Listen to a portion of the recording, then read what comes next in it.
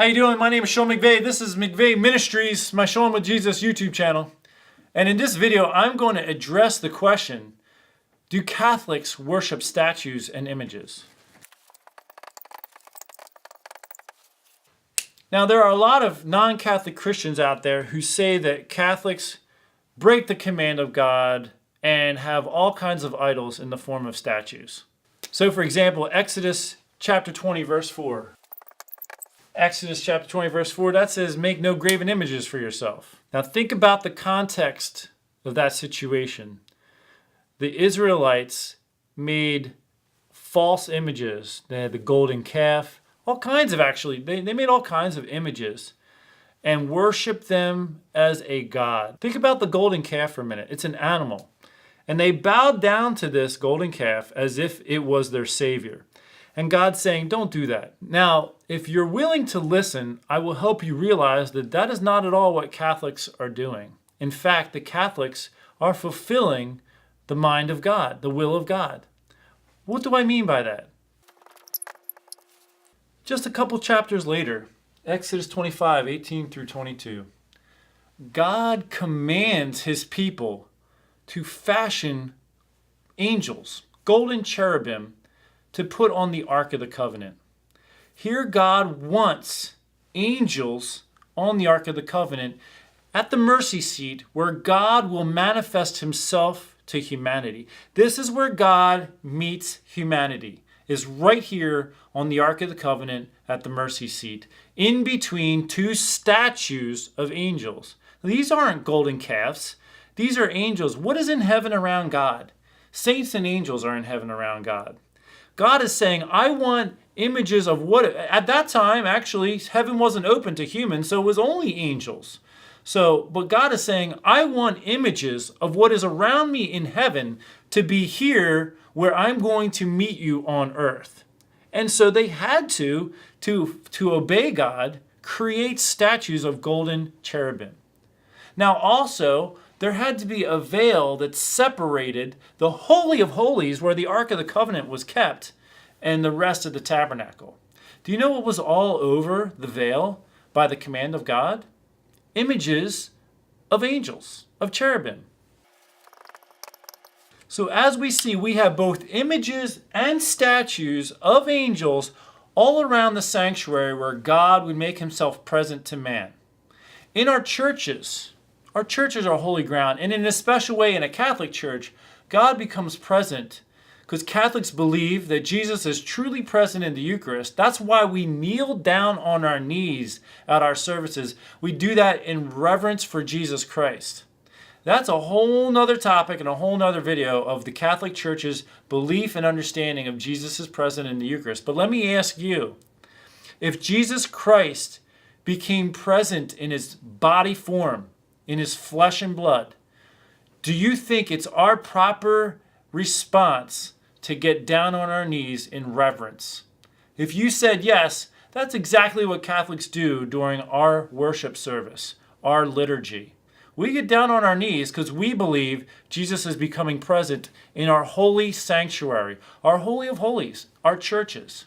Now, being that in the Old Testament especially, God commanded statues and images of angels to be all around where he would manifest his presence, Catholics continue to do that to this day. We have statues of angels and saints in our churches and images because that is the place where God comes to meet us, both in his word, in his scriptures, and in his sacrament. We believe that Jesus is becoming present to us. When we hear the scriptures proclaimed to us, we believe we are hearing the voice of God speaking to our souls.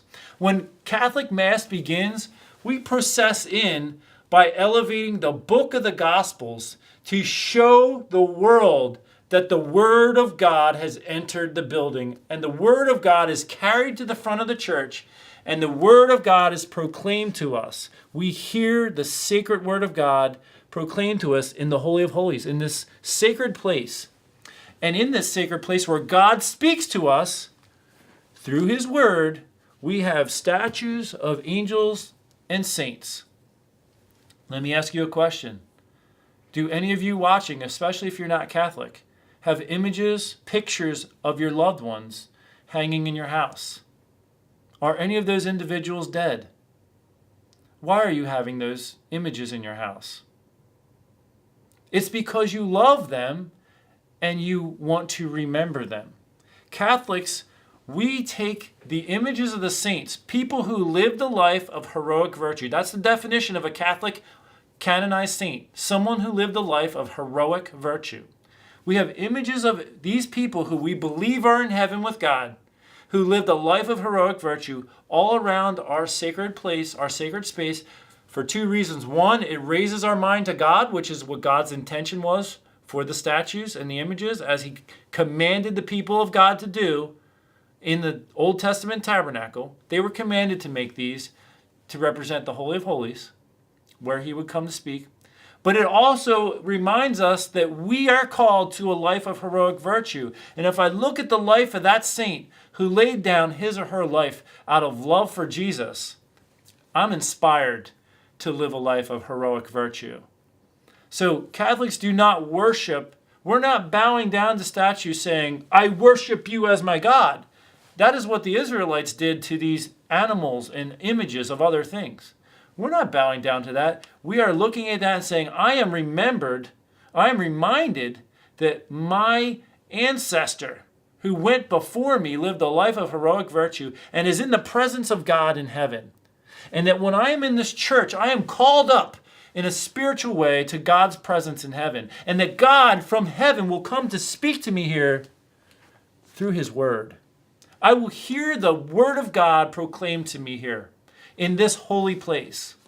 So, my friends, that's why Catholics have statues and images, and we bring it home to help us keep our mind on God and the holy people who are with him in heaven, so that we will aspire to a life of holiness, and we will be reminded that we are with God when we walk with his Spirit. So that is why Catholics have statues and angels and of angels and saints or images. Now let me address the other question that the person made, that they have relatives who bury a statue of Saint Joseph upside down in the ground. And yes, in my opinion, this is going a little bit overboard. When a devotion starts to creep into the realm of superstition, then it goes off the mark.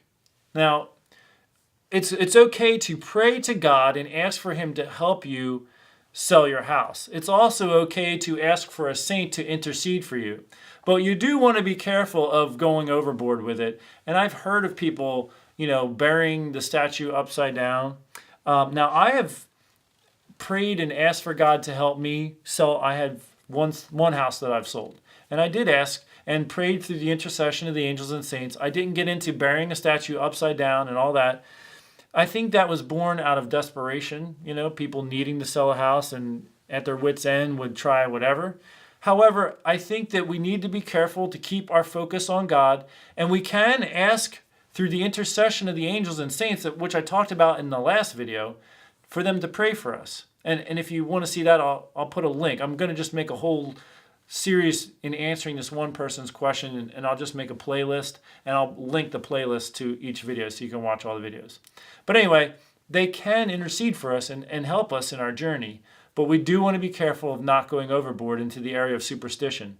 All grace comes from God, even if it's through the intercession of a friend or someone in heaven. So I hope that answers the question, do Catholics worship statues? The answer is no. We are actually following the example of what God commanded in Scripture.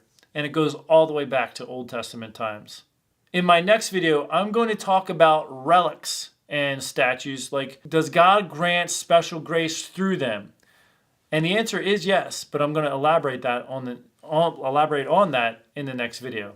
Hope you'll stay tuned for that. Until then, take care and God bless.